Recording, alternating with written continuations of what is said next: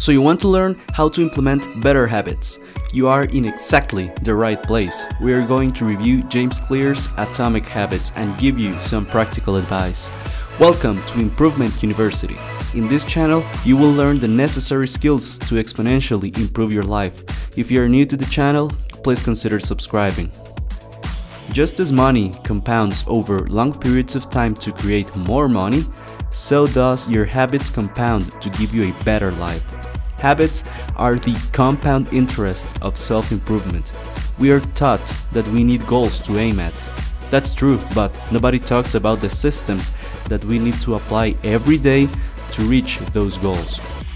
The systems we need to have are the correct habits repeated over long periods of time.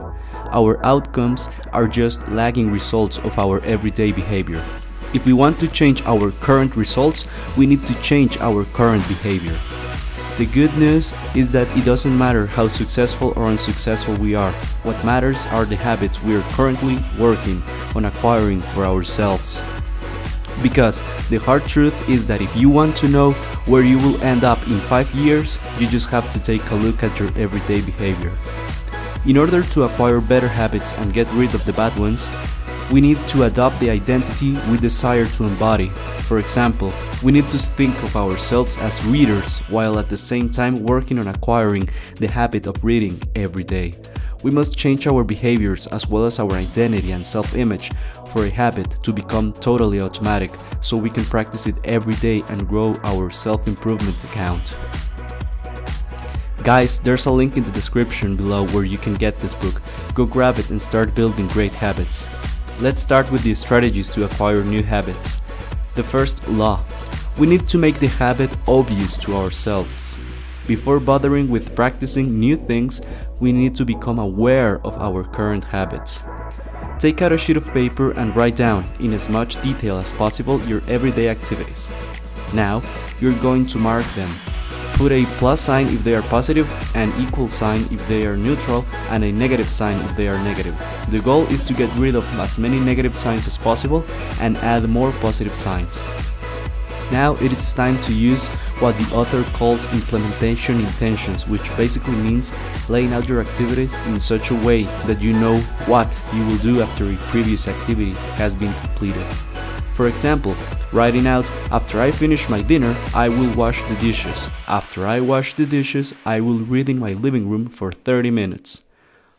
Another tip the author gives is to prime your environment for the habit you want to perform. If you want to become a reader, it is a wise decision to sell your TV, cancel your Netflix subscription, and leave the book you are reading in the place you know you will definitely see it. This also works backwards. If you want to get rid of a negative habit, get rid of all the visual cues. If you're distracted by your phone at work, give your phone to a coworker so he can hide it from you. There's a link in the description to the 10 books and habits I recommend everyone to develop. Go check it out. The second law, make it attractive. Some ways to make your desired habits an automatic habit are: reward yourself with something you like to do after you complete your habit. For example, after I read 30 minutes, I will drink a cup of coffee. You can also join a group where your desired behavior is the tribe's behavior. For example, you can join a CrossFit class if you want to be healthier. Nothing sustains motivation better than belonging to a tribe. When practicing your desired habit, use the words "I have the opportunity to." For example, I have the opportunity to exercise for 45 minutes today to keep my body in perfect physical condition. You will be amazed at the effect those words have on yourself. If you want to quit a bad habit, highlight the benefits of avoiding that bad habit to make it seem unattractive. The third law, you have to make it easy. In order to acquire a new habit, you must put in the reps. Don't focus on being perfect.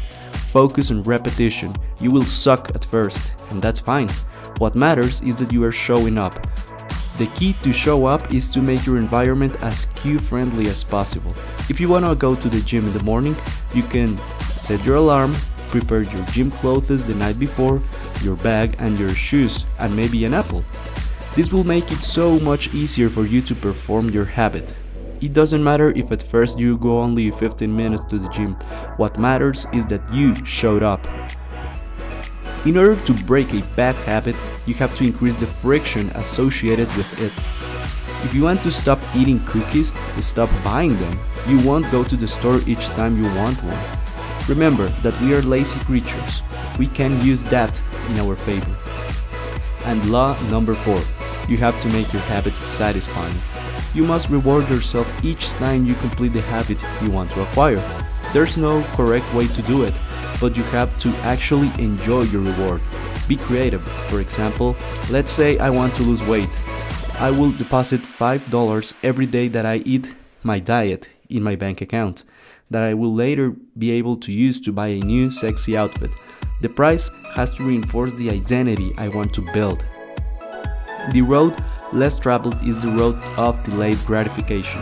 If you are willing to wait for the rewards, you will face less competition and often get a bigger payoff. Making progress is satisfying, and visual measures like depositing $5 bills provide clear evidence of your progress. In order to break a bad habit, you must make your consequences to the bad habit painful. A good strategy is to make an accountability contract with an accountability partner. You decide the terms accounting to the habit you want to break. So, question of the day, guys: which habit do you want to acquire? Thank you, guys. If you liked the video, please leave a good thumbs up to support the channel. Thank you, guys. I'll see you soon. Take care.